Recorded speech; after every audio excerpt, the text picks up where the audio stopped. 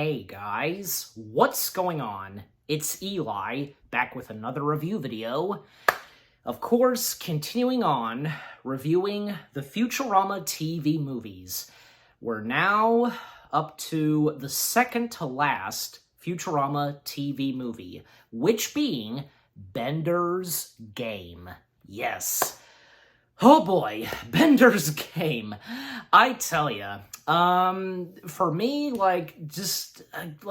again, the third Futurama TV movie, just so much happening in this, definitely. For me, I know that I have seen this, and as well as all four. I've seen all four of the Futurama TV movies, but it has been a while since I've seen them, and especially Bender's Game. I completely forgot a good chunk of what goes on in this film. But I did remember a good chunk of what goes on in, say, Bender's Big Score, and a little bit into the Wild Green Yonder, the fourth and last one, which, of course, that's going to be next after this. So, again, I had forgotten a good chunk of Bender's Big Score, and, I think the same goes for, the last one I reviewed, The Beast with a Billion Backs. I think, I did forget a little bit of that as well. But yeah, of course, rewatching these films and reviewing them. So yeah. So it's obvious with Bender's Game, well, it has to do with games, and not to mention, there's some medieval theming in this, and not to mention Dungeons and Dragons. There's Lord of the Rings references, definitely a lot of Lord of the Rings references in this film, and just so much happening. And not to mention one of the Futurama characters who is sometimes an antagonist, who's a meanie, which being Mom, her being one of the antagonists of these four Futurama films. And yeah, it's nice that, for her being in this and her involvement in what's going on in this film. So I'll go ahead and read the description / the story. I'll try and read a little bit of it. I'll see how much I can read of this.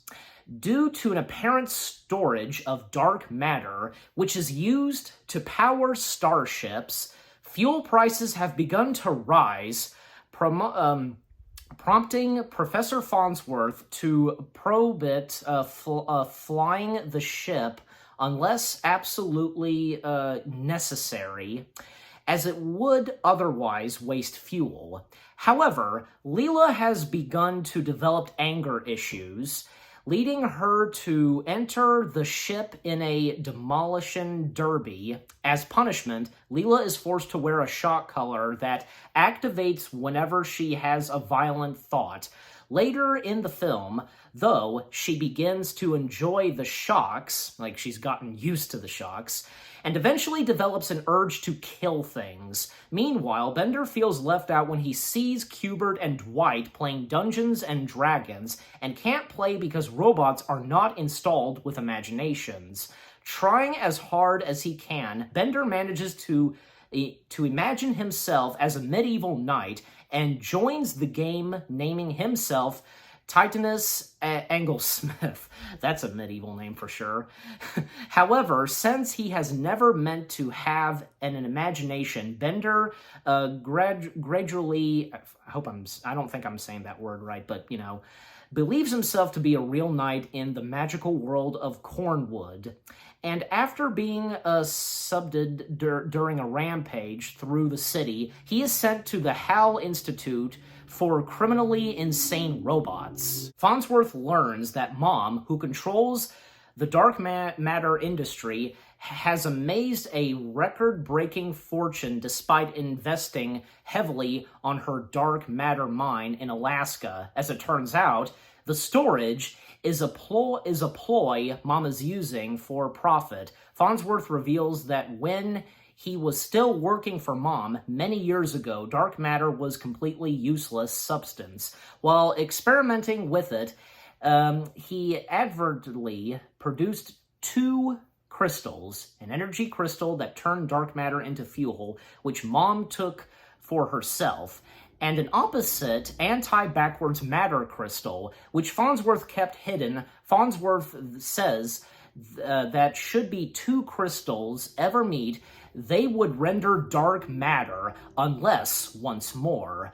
The anti-backwards crystal, now believed to be missing, is currently being used as a 12-sided die in the kids' game. Learning this, Mom sends her sons, Walt, Larry, and Eigner to retrieve it, but Farnsworth manages to find it first, and he, Fry, Leela take it to Mom's dark matter mine to put an end to her plans. Okay, and I'm just going to stop right there, and basically, because, the matter mine to put an end to her plans, and when they come face to face with her, and another thing is Bender, he had a lot of dark matter inside of him, in his container, his chest container, and basically what happens is they all glow, and it sends them to, apparently, Bender's imagination. They're in medieval times, fantasy, and we of course see Bender as, Titus Anglesmith, and they're in Cornwood, and seeing all of the Futurama characters in medieval themed, except for Fry. He's the only one that's normal, of course. And seeing, Leela as a steed, with hooves. The same goes for Herms. And seeing, Amy, as mistress, seducing and stuff like that. And we see Zoidberg, he's a giant lobster with a lot of, legs, those kind of fantasy creatures. And Professor Farnsworth, well, it's obvious because he would be like a wizard, and he's dressed up just like Gandalf. It's so obvious. And again, Lord of the Rings references in this, I tell you. And yeah, I had to read a good chunk of the story/description because, again, I tell you, so much happening in this, and with, all these details and, scientific stuff, and with, the dark matter and, turning the dark matter into crystals, sometimes, and, for some people watching movies and trying to focus and understand on these details, and I know that my dad has told me this too. He's been there too, trying to understand some of the dialogue on what they're talking about, technobabble, scientific stuff. You get my point. Sometimes you would try your best to know these things, and especially when you're talking about this, if you're reviewing that movie, with that stuff. So you get my point. But yeah, so with Bender, let's talk about Bender, about him and his imagination, because, he wants to have some imagination, and as I read the story, that, robots have not been programmed and have that in them, having imagination. But he tries his best, and he does so, but he takes it way too far. He starts pretending to be Titus Anglesmith and just roaming around the streets of New York, pretending to be a knight in shining armor, and oh my gosh, and which that leads him to be in an institute, a mental hospital for robots. It's hilarious.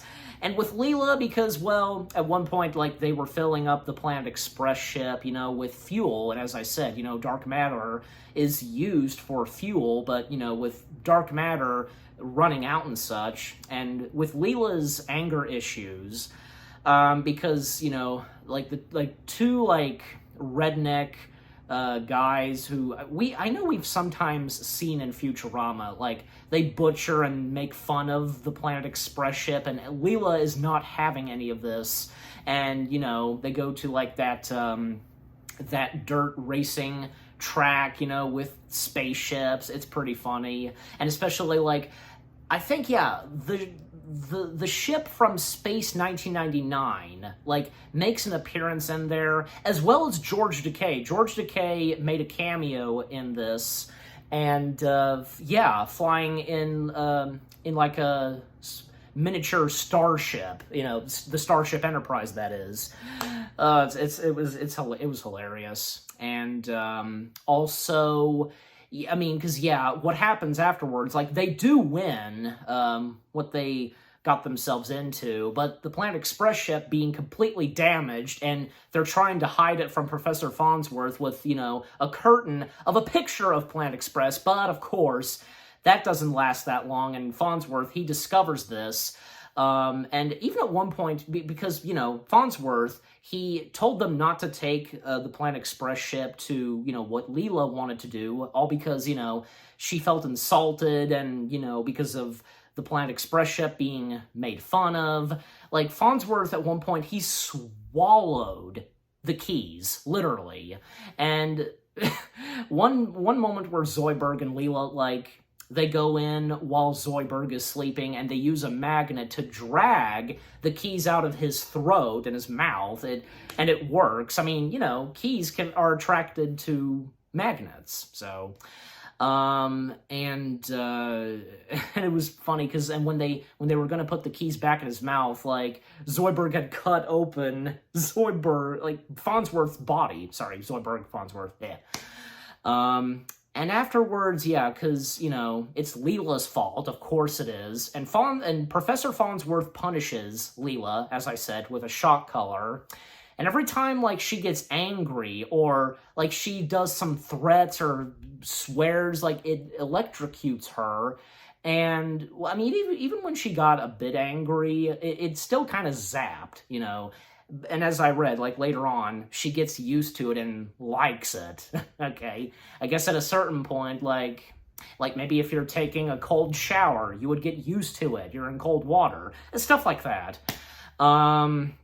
Yeah, and as I said, Bender, him being, Titanus, Anglesmith, and the whole thing of the dark matter and what Farnsworth did, I think, as he said, 30 years ago when he was working with Mom, and he came up with a new idea of turning dark matter into crystals, and with the 2 crystals, and one, like, being a backwards crystal, and as I read, and the one that Farnsworth kept, well, because the kids that were playing Dungeons and Dragons, at one point they found it and they made it as a dice, and we all know how Dungeons and Dragons is played. Like, you roll the dice and, like, you come up with what's going on in the game, you use your imagination, basically, and the whole thing with Bender trying to use his imagination, and with him taking it too far. So it's like he's completely blind by, thinking he is,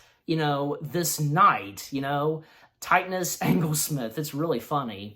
And also, with Mom, because, with her being the antagonist, and we get a lot with her 3 sons, Walt, Igner, and Ignis, I hope I'm saying the names right. And it's funny, like, sometimes, like, she would be slapping her sons, and I can't remember, like, if I've seen her do it in the show. Probably so, but I haven't watched that many episodes of with Mom in a while, so, and basically, like, at one point, like, we see that Nibbler, he can poop out dark matter, and again, like, Bender, he at one point grabbed a bunch of dark matter and put it in his container chest, I think this was when he thought he was Titanus Anglesmith and mistaken, like, the dark matter for something else, yeah, at one point Nibbler, he goes missing, and that's when, Farnsworth, Fry, and Leela, they travel to Alaska. Farnsworth, Fry, and Leela, They travel to Alaska, where Mom's headquarters are, her industry of dark matter, etc. And basically, like, at one point, because, the Planet Express ship flying, and Mom has her, like, robots firing on the Planet Express ship because, she's well aware of what Farnsworth is doing, and his presence, near her base in Alaska. And, we hear Farnsworth, Fry, and Leela's voice, and you think that they're on the ship, and at one point the ship goes down, the Planet Express ship. But actually, Farnsworth, Fry, and Leela, like, they weren't on the ship. They were a bit far away. Like, Farnsworth was using a remote control, game controller, I should say, controlling the Planet Express ship. The ship was bait, like, that was to distract them and while they sneak in. So, so they get in, and yeah, thus they do find where Nibbler is kept. And I think, if I remember correctly, yeah, they find out that they discover that Mom captured Nibbler. Because, earlier, Mom sent her 3 sons to find the crystals at Planet Express.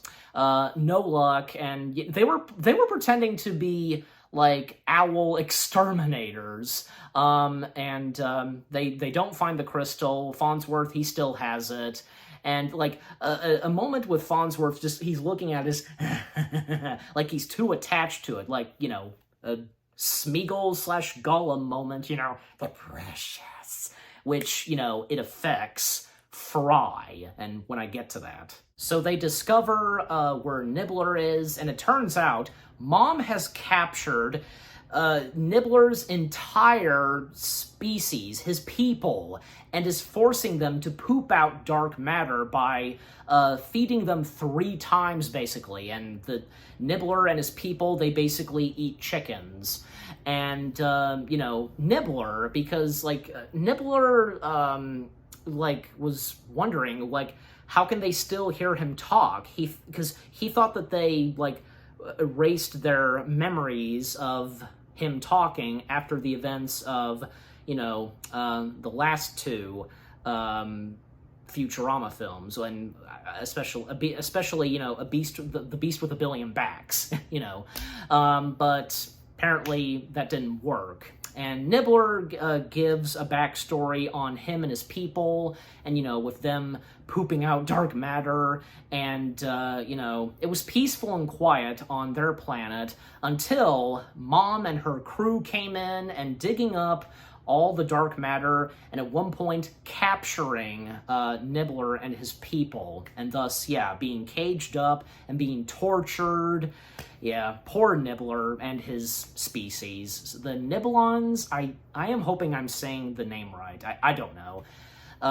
But with Nibbler's name, because, it's in the name of the species, I assume, Nibblons. I think that's about right, Nibblons. Correct me if I'm wrong. So, yeah, I think, yeah, because they do free Nibbler and his people, and, because, Mom is determined to know where Farnsworth and Fry and Leela are hiding, and, of course, they are discovered. And by the way, because, one of Mom's sons, Ignis, again, I hope I'm saying the name right, because, Igner and Ignis, they're both voiced by John DiMaggio, and Walt is voiced by Maurice LaMarche. So, Ignis, there's something about Ignis that Mom tells her other 2 sons about. She's whispering it. Something that, Igner and Walt, like, they never knew about, and us audience, we don't know about yet. But of course, Ignis, he did overhear it because he was hiding and listening while he was sweeping the floor, and he's shocked. And yeah, I mean, yeah, I think, yeah, for anybody who would watch this for the first time and to know a secret about Ignis, like, yeah, it'd be surprising. So, anyways, Mom and her sons chasing after Fry, Leela, and Farnsworth, while Bender, back at the mental hospital, for robots. Basically, like, they were about to drill in his head, to fix up his memory and such. But apparently, they were going for his eye, but they could have opened, like, the hatchet on his head. But they could have, but apparently they just decided to go brutal and drill a hole in his eye. I mean, he is a robot, so, how's he gonna feel it? But, anyways. But before that happens, because the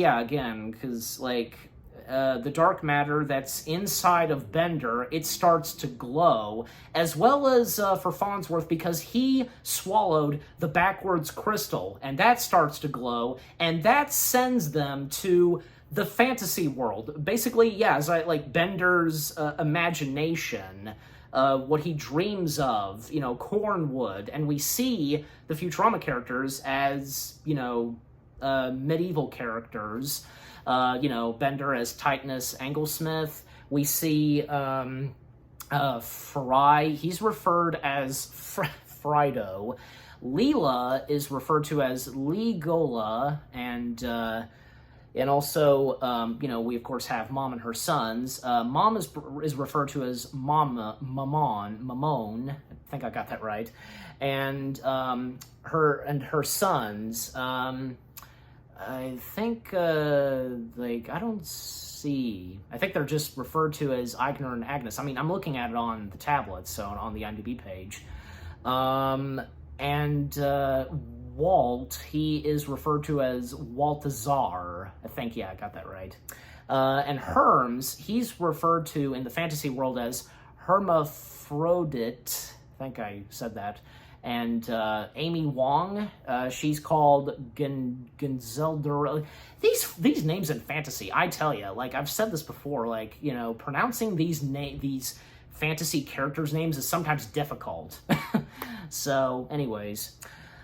So basically, throughout them being in Cornwood and, fantasy land, basically, and, when at one point they find Professor Farnsworth as the Great Wizard Greyfarn. That's a name, yeah. And again, as I said, Farnsworth dressed up as Gandalf, literally. He's got the same clothes, the same getup that, Gandalf the Grey has. And because, Greyfarn, the word grey being in Farnsworth's name, in fantasy. That's funny. So again, the characters in the fantasy world going back and forth in different locations, and at one point, Bender, Fry, Leela, and Professor Farnsworth, they enter into a cave called the Cave of Hopelessness. Basically, the Cave of Hopelessness is, I guess you could say, it's hopeless to go into the cave and continue on because, danger awaits in the cave, basically. And at one point, this was funny, they stumble upon Morks, these trolls who are called Morks, attacking our characters, and literally, with them being called Morks, of course, it's Mork from Mork and Mindy. Nanu, nanu. And they're saying some of Mork's catchphrases, nanu, nanu, or I think I've heard them saying, Mork calling Orson, come in, Orson, and one of them kissing Amy and saying, Mindy, Mindy, Mindy, Mindy, Mindy, and, Amy saying, shut up, it's funny. And, of course, they defeat the Morks, and they continue on. And then at one point, Farnsworth mentions to Fry about something called the tunneling horror. And basically, at first, thinking that Monster Zoidberg, because, Zoidberg being this giant, crab with a lot of legs, thinking that, Monster Zoidberg is the tunneling horror. And Leela being so aggressive because, again, her anger issues in this film, and, just brutally and violently killing Zoidberg, and it's like you think that Zoidberg is dead when he says that, okay, I'm dead. But no, he's not dead. And besides, he lives throughout the rest of the film. And Leela, she feels horrible killing Monster Zoidberg. And at one point, she left the Planet Express crew and went back to her people in the fantasy world, with the hooves. We do see the tunneling horror creature appear. And basically, another thing is with the dice, and, just like in Dungeons and Dragons, you roll it and, you see, like, what you're gonna do, options, stuff like that. And basically, like, when it rolls on the ground, Fry at one point becomes big, and he takes down and defeats the tunneling horror. And that's when Fry gets attached with the crystal, the dice, and he basically becomes a Smeagol/Gollum wannabe. It's pretty funny, and of course, Fry losing his hair and becoming and looking like Gollum and crunching. It's funny, and especially like later on as they're making their way to Momo's like castle, like they sleep for the night, and there's one moment where Fry and slash Frydo in the fantasy world, he's interacting with his reflection in the water, and just like what Gollum did in Lord of the Rings, Smeagol and Gollum having interactions, and when Fry is interacting with his reflection in the water, like basically his reflection is telling him to use like a pocket knife, and in the reflection of the water, an advertisement, like he's seen commercials, like, oh my gosh, is that not funny or what? So, getting the pocket knife, Fry/Frydo, he at one point attacks one of the sleeping bags that Bender, Amy, and Farnsworth, they're sleeping in. Like, Bender was snuggled in with Amy in her sleeping bag, and Fry went after Bender's sleeping bag, and then Fry deserts them, and even at one point, he met up with Zoidberg, because now it's just his head with like little like tentacles, because his big body was killed. So and so to speed things up, Leela, like, she's back with her people, and getting Herms and the rest to help out, even Herms at one point challenging Leela to something, and Leela, well, because of her anger issues, you don't mess with Leela. And yeah, Herms learns not to mess with Leela.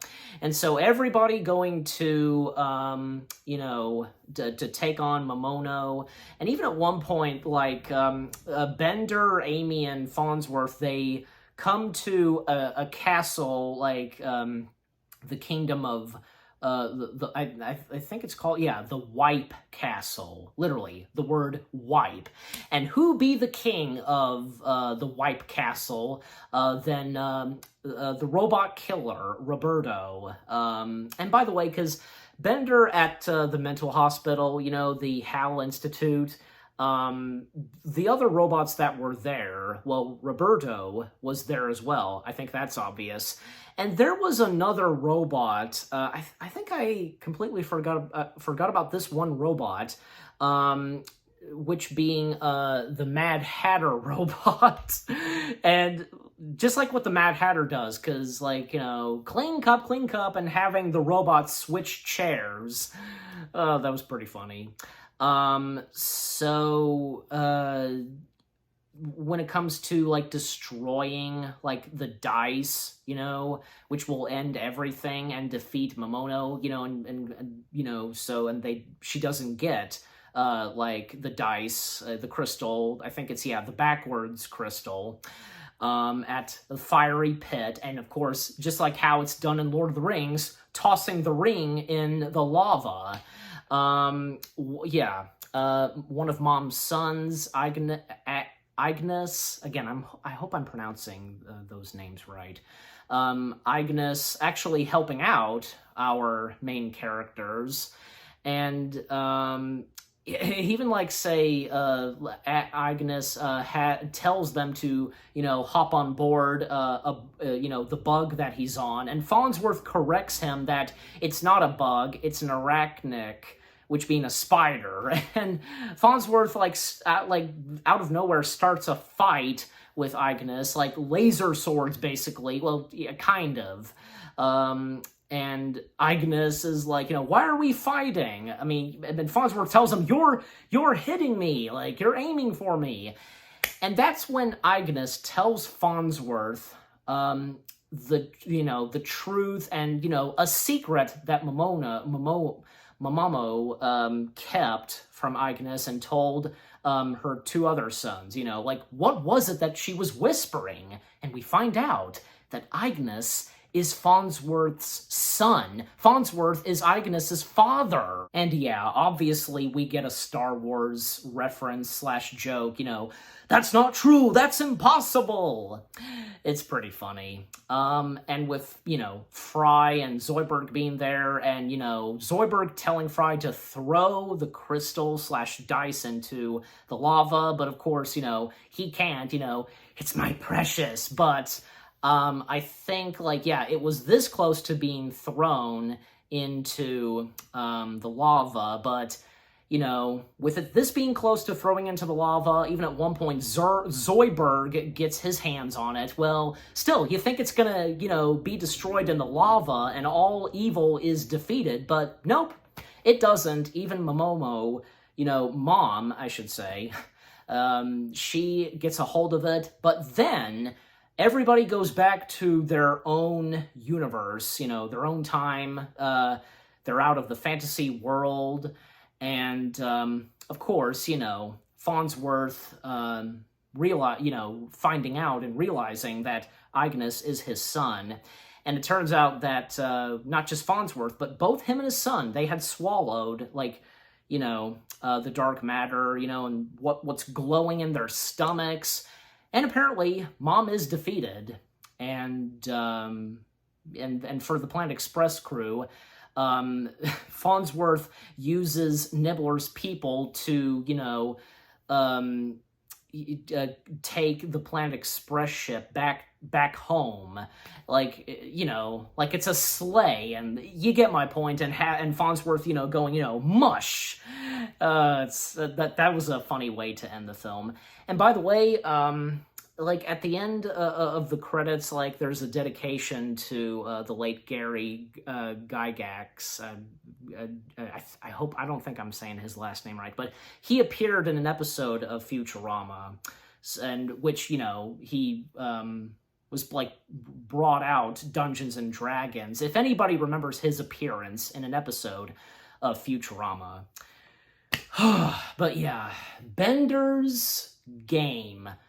Oh my gosh, again, so much happening in this film, and, for me, just trying to pay attention and to figure out all the stuff that they say, and as I said, because sometimes it can be a bit difficult, I tried my best, and you know what? I think I did my very best reviewing Bender's Big Game. So, and I don't think it matters, because how everybody, reviews films, etc., they do it their way, and I did it my way. Everything in Bender's Game is good, funny / hilarious. The jokes and references, the references to Dungeons and Dragons, Lord of the Rings, a little bit of Star Wars, just everything in Bender's Game, just everything about it, just, really good and hilarious. And I'm giving Bender's Game, it's on my mind, 8 out of 10 stars. Yes, 8 out of 10 stars for Bender's Game. And what about you guys? What did you think of Bender's Game itself? What did you think of my review? Leave comments and give this review video a like, as always. So, with all that being said, thank you very much for watching. I hope you guys enjoyed my review of the third Futurama TV movie, Bender's Game. More review videos coming your way. They're going to be awesome. Keep looking forward, and I'll see you guys in the next video / review. 3 down, one more to go. And you know what the next one is? Into the Wild Green Yonder. Stay tuned for that later tonight. Take care, and peace out.